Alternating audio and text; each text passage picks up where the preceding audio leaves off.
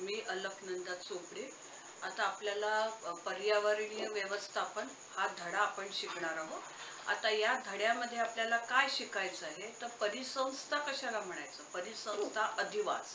परिसंस्था म्हणजे जे जैविक आणि अजैविक घटक मिळून जे शृंखला तयार होते, जी साखळी तयार होते आणि त्याच्यामध्ये वनस्पती, प्राणी आणि सजीव घटक आणि निर्जीव घटक यांच्यामधली जी आंतरक्रिया आहे, आंतरक्रिया संबंध आहे, त्यांचा जो कार्यकारण भाव आहे त्याला परिसंस्था असं म्हणतात.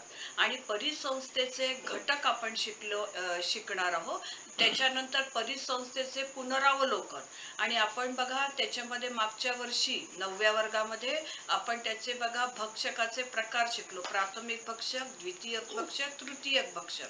आणि मग सगळ्यांचं जेव्हा विघटन होतं आणि त्यापासून विघटन झाल्यानंतर तर विघटन त्याच्यामध्ये सूक्ष्मजीव करतात. आणि जर हे सूक्ष्मजीवच नसते तर निसर्गामध्ये कचरा किती प्रमाणात साठला असता याची आपण कल्पना पण करू शकत नाही. तर या पाठामध्ये आपण पर्यावरणीय व्यवस्थापन हा भाग आता आपण शिकणार आहोत. आता बघा परिसंस्था म्हणजे काय. परिसंस्था म्हणजे जैविक आणि अजैविक घटक. आणि आपल्या वातावरणामध्ये आपण अधिवास जो आहे आणि अधिवासामध्ये जैविक आणि अजैविक यांच्यामध्ये जी आंतरक्रिया घडून येते, आता ही जी आंतरक्रिया घडून येते याच्यापासून ही परिसंस्था तयार होते. आता या परिसंस्थेचे वेगवेगळे भाग आहे. जलीय परिसंस्था, नंतर राजस्थान सारखा वाळवंटी प्रदेशामध्ये ती वाळवंटीय परिसंस्था, नंतर मातीशी जुळून येणारी ही जी भौगोलिक परिसंस्था, असे वेगवेगळे परिसंस्थेचे प्रकार आहे. आणि या परिसंस्थेमध्ये दोन्ही क्रिया सजीव आणि निर्जीव यांची सतत आंतरक्रिया चालू असते.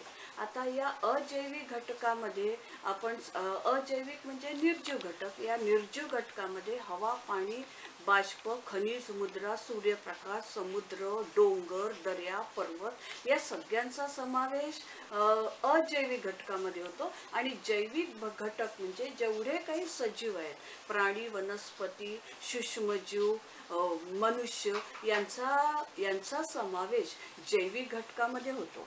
आता जैविक आणि अजैविक घटक मिळून एक त्यांची परस्पराशी होणारी आंतरक्रिया मिळून ही परिसंस्था तयार होते. आता या परिसंस्थेमध्ये हे जे सगळे घटक आहेत, हे सगळे घटक महत्त्वाची भूमिका बजावत असतात. सगळे घटक त्याला आवश्यक आहे. आता अन्न निर्मिती करणारे, आता बघा जैविक घटकामध्ये आता आपण जर वनस्पतींचा विचार केला, आता वनस्पतींचा विचार केला तर या वनस्पती स्वयंपोषी आहे. म्हणजे ह्या स्वतःचं अन्न स्वतः तयार करतात, म्हणून त्यांना स्वयंपोषी म्हणतात. आणि वनस्पतींवर अवलंबून असणारे जे आहे त्यांना परपोषी म्हणतात. म्हणजे प्राणी, मनुष्य हे वनस्पतींवर अवलंबून आहे, त्यांना परपोषी म्हणतात. आता या स्वयंपोषी वनस्पती स्वतःचं अन्न स्वतः तयार करतात. त्या हिरव्या रंगाचे असतात, म्हणजे त्यांच्यामध्ये हरितद्रव्य असतं आणि सूर्यापासून त्यांना सूर्यप्रकाश मिळतो. हरितद्रव्य आणि सूर्यप्रकाश यांच्या मदतीने वनस्पती काय करते तर मुळाद्वारे शोषण केलेलं पाणी आणि वातावरणातील कार्बन डायऑक्साईड आणि पाणी यांच्यात रासायनिक अभिक्रिया होते आणि त्याच्यापासून ग्लुकोज सारखा अन्नघटक तयार होतो आणि वातावरणामध्ये ऑक्सिजन वायू जातो आणि 673 किलो कॅलरी ऊर्जा जी आहे ती ऊर्जा ही साठवली जाते. आता वनस्पतींना स्वयंपोषी म्हणून वनस्पती या स्वयंपोषी आहे. आता वनस्पतींना उत्पादक म्हणतात. का उत्पादक म्हणतात? कारण वनस्पती हे स्वतःचं अन्न स्वतः तयार करते. आता बघा स्वयंपोषी वनस्पतींना उत्पादक म्हणतात. का? कारण त्या स्वतःचं अन्न स्वतः म्हणजे स्वतः प्रकाश संश्लेषण करतात, म्हणून वनस्पतींना उत्पादक म्हणतात. आता बघा वनस्पती, आता या वनस्पतींवर अवलंबून असणारे म्हणजे परपोषी. आता आपण वनस्पतींवर अवलंबून आहे, प्राणी वनस्पतींवर अवलंबून आहे. आता हे परपोषी झाले. आता बघा प्राणी आणि प्राणी. आता प्राण्यांचं आपण मागच्या वेळेला बघितलं होतं की प्राणी हे भक्षक आहे आता हे प्राणी वनस्पतींवर अवलंबून आहे. आता वनस्पतींवर, आता जे प्राणी वनस्पतींवर, फक्त वनस्पतींवर अवलंबून आहे त्यांना प्राथमिक भक्षक म्हणतात. आणि त्या प्राथमिक भक्षकांवर अवलंबून असणारे द्वितीयक भक्षक आणि या द्वितीयक भक्षकावर जे अवलंबून आहे त्यांना तृतीयक भक्षक आणि शेवटचा जो आहे तो सर्वोच्च भक्षक. आता आपण बघा अन्न साखळी पण 9व्या वर्गामध्ये शिकलेलं आहे की वनस्पती स्वतःचं अन्न स्वतः तयार करतात, प्रकाश संश्लेषण करतात, म्हणून त्यांना उत्पादक म्हणतात. आणि उत्पादक आहे. आता वनस्पतींवर अवलंबून बघा नाकतोडा. आता नाकतोड्यावर अवलंबून आहे बेडूक. आता बेडूक, नाकतोडा कोण झाला? प्राथमिक भक्षक. त्याच्यावर अवलंबून बेडूक द्वितीयक भक्षक. त्याला बेडकावर अवलंबून असणारा साप हा आणि शेवटचा जो आहे ससाणा तो सर्वोच्च भक्षक. आता ही जी अन्न साखळी आहे आणि हे सगळे मृत झाल्यानंतर, आता मृत झाल्यानंतर हे जमिनीमध्ये गाडले जातात आणि मृत झाल्यानंतर त्यांच्यावर सूक्ष्मजीव, जीवाणूसारखे सूक्ष्मजीव त्यांच्यावर विघटनाची क्रिया करतात आणि त्यांच्या शरीरातले सगळे पदार्थ परत जमिनीला मिळतात आणि परत जमिनीमध्ये नव्याने वनस्पती उगवतात आणि तेच घटक परत ते शोषण करतात आणि शोषण केल्यावर वनस्पतींना परत उत्पादक म्हणतात. आणि या वनस्पतींवर हे सगळे प्राणी अवलंबून आहे. प्राणी आणि त्यांची परत साखळी आहे, प्राथमिक भक्षक, द्वितीयक भक्षक आणि तृतीयक भक्षक. आणि सगळे जेव्हा मृत होतात, जमिनीमध्ये गाडले जातात, परत त्यांच्यावर विघटनाची क्रिया होते आणि विघटनाची क्रिया हे जीवाणू करतात. जीवाणू, विषाणू सारखे सूक्ष्मजीव त्यांच्यावर विघटनाची क्रिया करतात. आता हे जे जीवाणू नसते तर काय झालं असतं की पूर्ण कचरा जो आहे हा पूर्ण कचरा साठून राहिला असता. हे जे सूक्ष्मजीव नसते तर काय घटना घडली असते? तर सूक्ष्मजीव नसते तर सगळा जो कचरा आहे हा कचऱ्याचं विघटनच झालं नसतं, तर पूर्ण भागाच्या भाग जमीन ही कचऱ्याने पूर्ण व्यापून गेली असती. आता त्याच्यामुळे हे जे हा जो सगळा परिसंस्था आहे ही आंतरक्रिया ज्यांची होते, म्हणजे जैविक आणि अजैविक यांची जी आंतरक्रिया आहे ही आंतरक्रिया यांचा समतोल साधण्याचं काम ही परिसंस्था करत असते. म्हणजे आपल्या भोवती असणाऱ्या या घटकांमुळेच आपले अस्तित्व आहे. आणि हे जीव बघा की आता हे निसर्गामध्ये आढळणारे सगळे घटक हे महत्त्वाचे आहेत. म्हणजे आता बघा निसर्गात आढळणारे अळ्या, अस्वच्छ ठिकाणी आढळणारे जीवजंतू, वाळवी, शेणातील किडे यांचा पण आपल्याला उपयोग होत असतो. कारण हे जे जीव आहे हे सगळे विघटनाची क्रिया करतात आणि हा जो कचरा आहे हा संपुष्टामध्ये येतो. आता बघा की याच्यामध्ये अजैविक घटक आहे. याचे 2 प्रकार आहे, भौतिक घटक आणि रासायनिक घटक. भौतिक घटकामध्ये हवा, पाणी, बाष्प, खनिज, मुद्रा, सूर्यप्रकाश यांचा हे आहे समावेश आहे. नंतर पर्वत, दर्या यांचा समावेश आहे. आणि रासायनिक घटकामध्ये पोषण द्रव्ये. आता हे पोषण द्रव्यांचे 2 प्रकार झाले, असेंद्रिय आणि सेंद्रिय. म्हणजे आता असेंद्रिय म्हणजे जे वातावरणामध्ये घटक आहे, आता यांची पण आपल्याला गरज आहे. म्हणजे हायड्रोजन, ऑक्सिजन, नायट्रोजन, कॅल्शियम, लोह, सोडियम, पोटॅशियम. आणि सेंद्रिय घटकांमध्ये की जे आपल्याला वनस्पतींमधून जे घटक मिळतात आहे, वनस्पतींमधून जे घटक मिळतात आहे आणि जे वातावरणामध्ये आहे, तर वनस्पतींमधून मिळणारे जे घटक आहे ते सेंद्रिय पदार्थ झाले आणि हे जे वातावरणातील घटक आहे हे असेंद्रिय घटक आहे. आता सेंद्रिय पदार्थ म्हणजे कोणकोणते झाले? प्रथिने, कर्बोदके आणि स्निग्ध पदार्थ. हे आपल्याला वनस्पतींमधून आपल्याला हे घटक मिळतात. तर हे जे घटक झाले हे सेंद्रिय घटक झाले. पर्यावरण संवर्धन. आता पर्यावरणावर कोणकोणते घटक परिणाम करतात आणि त्यांची जर संख्या वाढत गेली भक्षकांची तर त्याचा काय परिणाम होतो, आता आपण हे बघितलेलं आहे. आता पर्यावरण संवर्धन म्हणजे काय? तर पर्यावरण नष्ट होण्यापासून वाचवणे. पर्यावरण संवर्धनचा अर्थ की पर्यावरण नष्ट होण्यापासून वाचवणे. पर्यावरण संवर्धन ही मुळात प्रजातींचा नाश, प्रदूषण आणि मानवी क्रियाकलापांपासून होणारी पर्यावरणाची नासाडी यासारख्या वातावरणास कोसळण्यापासून वाचवण्यासाठी आपल्या मानवाची प्रथा आहे. आपल्यातील काही लोक जगण्यासाठी त्यांच्यावर अवलंबून असल्याने हे झाडे आणि प्राणी दोघांनाही मदत करतं. आम्हाला झाडे जतन करणे आवश्यक आहे, कारण ते कार्बन डायऑक्साईडचे रूपांतर करतात. कार्बन डायऑक्साईड आम्ही कारखान्यांमधून आणि ऑक्सिजन उत्पादन करतो. ऑक्सिजन आम्हाला श्वास घेण्यास मदत करतो. आता प्रजाती नष्ट होणे ही आणखी एक डील आहे. जास्तीत जास्त प्रजाती नामशेष झाल्या तर आपण त्या पुन्हा एकदा पाहू शकणार नाही आणि शास्त्रज्ञांना त्यांचा अभ्यासही करणे फार कठीण जाईल. उल्लेख करू नका हे फूड बर्न मध्ये व्यत्यय आणतं. म्हणजे ही जी सायकल आहे, आता आपण जी शिकलो प्राथमिक भक्षक, द्वितीयक भक्षक, आता या भक्षकांची जी सायकल आहे त्याच्यामध्ये हे व्यत्यय आणतं. त्याच्यामुळे संपूर्ण इकोसिस्टीम म्हणजे ही जी परिसंस्था आहे ही पूर्ण गडबडून जाते. मनुष्य पर्यावरणाचे नुकसान करण्याच्या सर्वात सामान्य मार्ग म्हणजे निवासस्थान नष्ट करणे. उदाहरणार्थ आम्ही झाडे काढून टाकतो, पाण्याचा प्रवाह बदलतो आणि गवताळ प्रदेश शेतामध्ये बदलतो. या पद्धतीने प्रजातींचे स्थानिक विलीपन होऊ शकते. इतर प्रजाती नवीन भागात स्थलांतरित होऊ शकतात. आम्ही हवा आणि पाणी देखील प्रदूषित करतो, ज्यामुळे पर्यावरणावर बरेच परिणाम होतात. वायू प्रदूषणाचा एक मुख्य परिणाम म्हणजे वातावरणातील हरितगृह वायूंचे संचय. या वायू पृथ्वीच्या वातावरणात उष्णतेच्या जाळ्यात अडकवतात. ग्रह आणि म्हणजे तापवतात. म्हणजे आता ही जमीन तापवल्या जाते आणि याचा जागतिक हवामानामध्ये बदल घडून येतो. पर्यावरणीय संवर्धन ह्या दीर्घकाळ टिकणारी आणि आंतरराष्ट्रीय किंवा आंतरशास्त्रीय पर्यावरण विज्ञान नियतकालिकांपैकी सर्वात उच्च प्रतीची आहे. वातावरण आपल्या कल्याणासाठी महत्त्वपूर्ण आहे आणि प्रत्येक घटकाचे रक्षण केले पाहिजे. कमी ऊर्जा वापरून आणि पर्यायी ऊर्जा स्रोतांचा स्वीकार करून संवर्धन करा.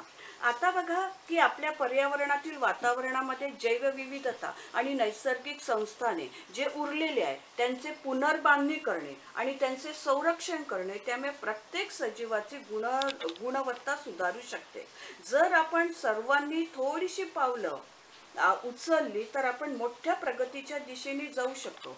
कारण काय विकत घेतो त्यावर अधिक लक्ष देऊन आणि विनाकारण संसाधने न वापरल्यास ते प्राप्त केले जाऊ शकते. रसायनांचा योग्य रिसायकल आणि विल्हेवाट ठेवणे देखील आपण लक्षात ठेवले पाहिजे.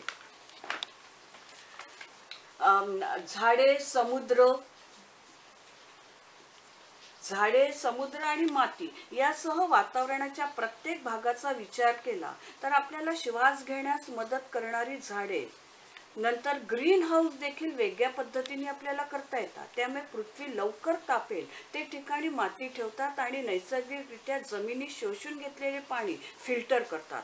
असंख्य प्रकारचे सागरी जीवन आणि वनस्पतींचे घर, एक समुद्र, एक निवारा आणि जीवन हा स्रोत आहे. हे आपल्याला पृथ्वीच्या अर्ध्याहून अधिक ऑक्सिजनचा पुरवठा करते. पृथ्वी जर थंड ठेवण्यास मदत करण्यासाठी मोठ्या प्रमाणामध्ये कार्बन डायऑक्साईड साठवले जाते. शेवटी माती अन्न पुरवठादार आणि पाण्याचे फिल्टर म्हणून काम करून स्वतःचे जीवन समर्थक म्हणून उभी राहते. चांगल्या प्रतीची माती आपण आणि जनावरांना वाढ देणारी पिके पण आपण तयार करू शकतो.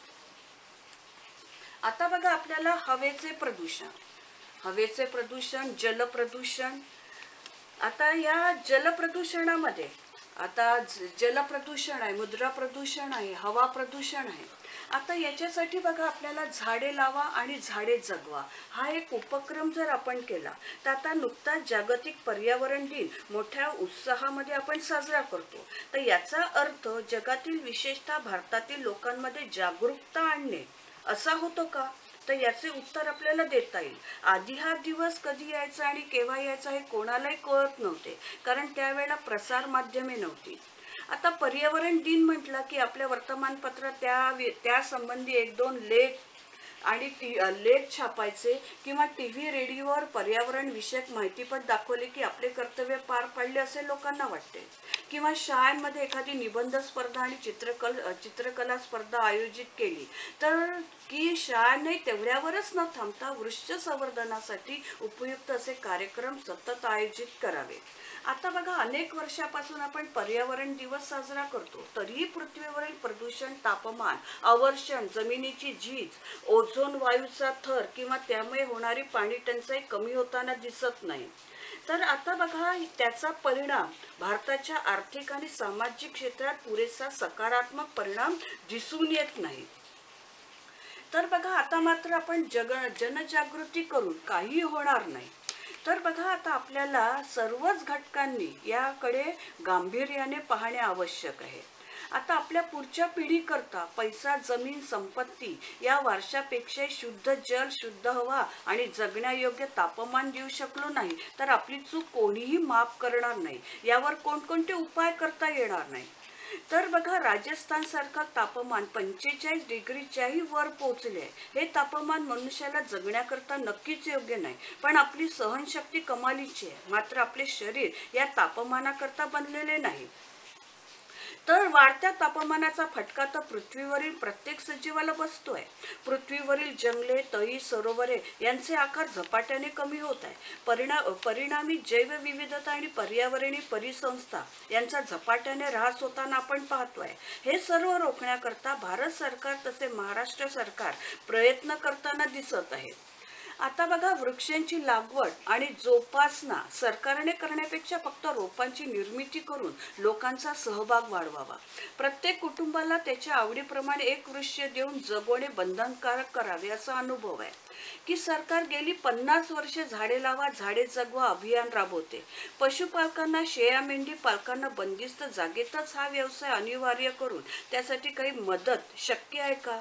सरकारी नोकऱ्यांना दरवर्षी कमीत कमी एक झाड लावून ते जगवण्यासाठी प्रवृत्त करता येईल. शेतकऱ्यांना एकरी एक किंवा हेक्टरी एक मोठा वृक्ष लावून त्याची नोंद 7/12 उतार्यावर घेणे आणि तो कमीत कमी 5 वर्षापर्यंत जगवण्याची हमी घेतल्यास, प्रोत्साहनपर सुविधा देऊ केल्यास उपयुक्त परिणाम होऊ शकेल. ज्या लोकांना गॅस सबसिडी, पंतप्रधान आवास योजना, रेशन सुविधा पाहिजे त्यांच्याकडून कमीत कमी एक वृक्ष लावणे आणि जगवणे बंधनकारक करणे शक्य आहे का याचाही विचार केला पाहिजे. असे म्हणतात, शिक्षण, आरोग्य आणि पिण्याचे शुद्ध पाणी पुरवणे ही कोणत्याही सरकारची जबाबदारी असते, परंतु पाणी भूगर्भात नाही तर सरकार तरी काय करणार? पर्यावरणाचा समतोल राखणे तर ही आता प्रत्येकाचीच जबाबदारी आहे. जगात हवेच्या प्रदूषणाची समस्या ही काही नव्याने निर्माण झालेली समस्या नाही. आदिमानवाने जेव्हा त्याच्या गुहेत प्रकाश मिळवण्यासाठी आग पेटवली तेव्हापासून प्रदूषणास प्रारंभ झाला असे म्हणता येईल. जगात आता वाढलेली लोकसंख्या तसेच औद्योगिकरण यामुळे हवेच्या प्रदूषणाचे दृश्य परिणाम दिसून येत आहे. जगातील सर्वच महानगरात हवेच्या प्रदूषणाची समस्या जाणवते. त्यातही अविकसित राष्ट्रातील काही शहरातील हवेच्या प्रदूषणाचे प्रमाण जगात सर्वात जास्त आहे. उदाहरणार्थ Qatar, Afghanistan, Cameroon, Bangladesh, Egypt, Saudi Arabia, Mongolia, Pakistan इत्यादी अविकसित देशात हवेच्या प्रदूषणाचे प्रमाण जास्त आहे. विकसित देशात प्रदूषणाच्या समस्येसंबंधीची असणारी जागरूकता आणि ते टाळण्यासाठी केलेले जाणारे उपाय यामुळे तेथील प्रदूषण बरेच नियंत्रणात आहे. आपण सरासरी दररोज 22,000 वेळा श्वासोश्वास करीत असतो. श्वासावाटे प्रत्येक दिवशी आपण सुमारे 16 किलोग्रॅम हवा नाकावाटे आत घेतो. अन्ना वाचून माणूस 5 आठवडे तर पाण्या वाचून 5 दिवस जिवंत राहू शकतो. मात्र हवे वाचून माणूस 5 मिनिटापेक्षा जास्त काळ तग धरू शकत नाही. अशी ही जीवनासाठी अत्यावश्यक असणारी हवा प्रदूषित झाली की मात्र मानवाला घातक ठरते. हवेच्या प्रदूषणात बेन्झीन, ओझोन, हवेत तरंगणारे सूक्ष्मकण, hydrogen sulphide, hydrogen chloride, hydrogen fluoride, sulphur dioxide, chlorine, नायट्रोजनची ऑक्साईड, कार्बन मोनॉक्साईड, किरणोत्सारी वायू, गंधकाची संयुगे, अल्डिहाइड्स, कार्बनी वाफा इत्यादीचा अंतर्भाव होतो. हवेच्या प्रदूषणामुळे मानवी स्वास्थ्य, आरोग्य, एकंदर जनहितावर विपरीत परिणाम होतो. मालमत्तेची हानी होते, पर्यावरणाची हानी होते. हवेच्या प्रदूषणामुळे कपडे मळतात, घाण वास येणे, डोळे चुरचुरणं, दृष्टी अधू होणं, पिकांचे नुकसान होणं, वाहन चालकांना स्पष्ट न दिसणं, आम्लयुक्त पाऊस पडणं, घशाला सूज येणं, फुफ्फुसाचे तसेच रक्ताभिसरणाचे विकार होणं असे अनेक वाईट परिणाम होतात. हवेच्या प्रदूषणाचा विशेषतः शरीराच्या उघड्या असणाऱ्या द्वारा त्वचेवर परिणाम होतो. वाहनाच्या इंजिनाच्या उत्सर्जनातून बाहेर पडणारे शिशाचे सूक्ष्म कण रक्ताचा कर्करोग तसेच मज्जा विकृतींना कारण ठरतात. हायड्रोजन फ्लोराईड वायू मानवात हाडांच्या विकृतीला कारण ठरतो. प्रदूषणाची तीव्रता, व्यक्तीची प्रतिकार क्षमता आणि प्रदूषित हवेत राहण्याचा कालावधी यावरही प्रदूषणाचा घातक परिणाम होणे अवलंबून असते. अशक्त व्यक्ती, बालके, वयोवृद्ध व्यक्ती यांच्यावरही हवेच्या प्रदूषणाचा परिणाम जास्त होतो. वातावरणातील द्रव तसेच वायूंचे सांद्रीभवन होऊन त्यात धूर मिसळला की धूरयुक्त धुके निर्माण होतात. त्यामुळे अर्धा किलोमीटर अंतरापेक्षाही दूरच्या गोष्टी दिसू शकत नाही. विमाने, जहाजे तसेच रस्त्यावरील वाहनांच्या अपघाताला असे धुके कारण ठरू शकते. आता बघा,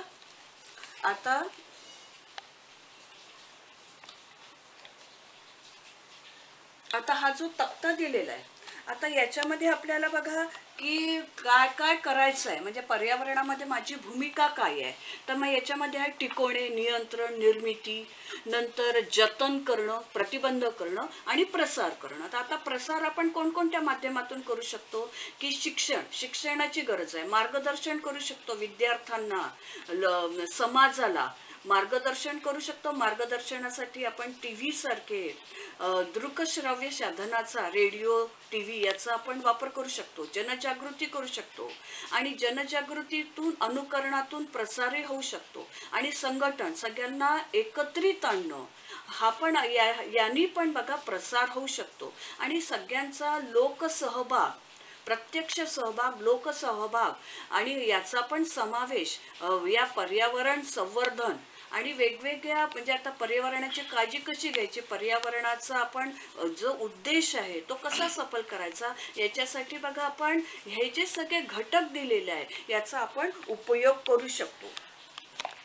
आता बघा याच्यासाठी बघा जंगलतोड हा एक मोठा पर्यावरणीय विषय आहे. तरी जंगले असंख्य एकरात मौल्यवान झाडे गमावत आहे. ही झाडे नष्ट झाल्यामुळे त्यांनी साठवलेल्या हरितगृह वायू परत वातावरणात गेल्यामुळे ग्लोबल वॉर्मिंगला हातभार लावला गेला. आता त्याच्यामुळे प्राणी, लोक आपल्याला अन्नधान्य, घरे गमावतात, रोजगाराच्या बघा संधी कमी होतात. आता बघा याच्यासाठी आपल्याला काय काय नियंत्रण केलं पाहिजे. तर धूम्रपान करू नका, हवेचे प्रदूषण कमी करता येईल आणि फुफ्फुसाचे आजारही होणार नाही, कर्करोगासारखे भीषण आजारालाही आपल्याला बळी पडावं लागणार नाही. आपण घर स्वच्छ करण्याचा मार्ग, नंतर बघा धोकादायक रसायनांचा बनवलेल्या वस्तू किंवा सर्व नैसर्गिक उत्पादनं याच्यासाठी बघा या आरोग्यासाठी त्याचा उपयोग होतो. आता पाणी वाचवा, पावसाचे पाणी एकत्रित करून निसर्गाच्या पाण्याचा उपयोग करा, हे पण आपण जतन करू शकतो. नंतर बघा इलेक्ट्रिसिटी आहे, गोष्टी अनप्लग करा. एखादी वस्तू वापरात नसल्यास त्याचा अर्थ असा नाही की प्लग अप करताना त्यास विजेची आवश्यकता नसते. ऊर्जा वाचवा, रिसायकल करा. आता बघा प्लास्टिकचा वापर करू नका. आता बघा नितीन गडकरींनी जेव्हा हे मोठे मोठे रस्ते बांधले तर त्याच्यामध्ये अर्ध्या याच्यामध्ये त्यांनी प्लास्टिकचा वापर केला आणि प्लास्टिक जे रस्ते तयार केले त्याच्यामध्ये प्लास्टिकचा वापर करून रिसायकलिंग प्लास्टिकचं केलं आणि त्या रस्त्यांमध्ये त्यांनी प्लास्टिकचा वापर केला.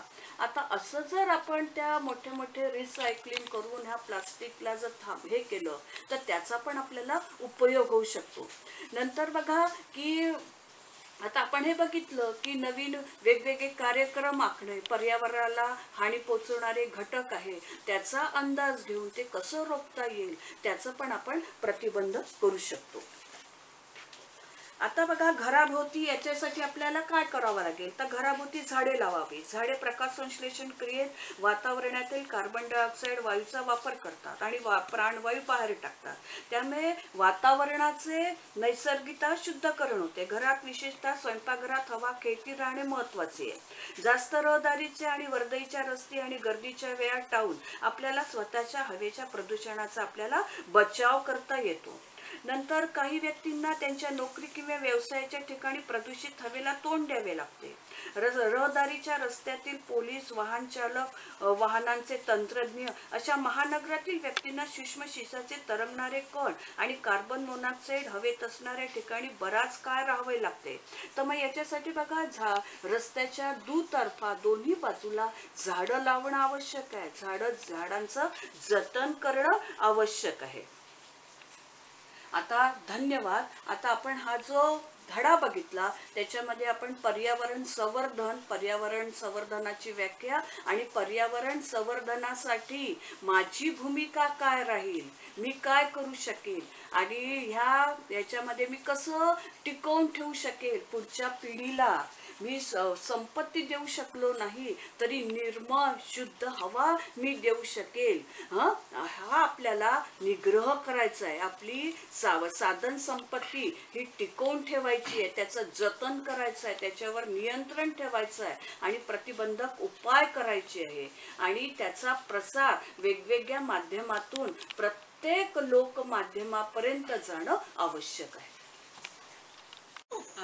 या पर्यावरणीय व्यवस्थापन या पाठामध्ये आपण पुनरावलोकन कशाचं करणार आहे तर आपण बघा परिसंस्था, अधिवास, वातावरण, आपण ज्या अधिवासामध्ये राहतो, ज्या पर्यावरणामध्ये राहतो, वातावरणामध्ये राहतो, परिसंस्थेमध्ये राहतो, त्याचं जी एकत्रित आंतरक्रिया आहे आणि त्याचं जतन केलं पाहिजे, त्याचं संवर्धन केलं पाहिजे, हे पर्यावरणीय संवर्धन या व्याख्येमध्ये आपण शिकलेलो आहे.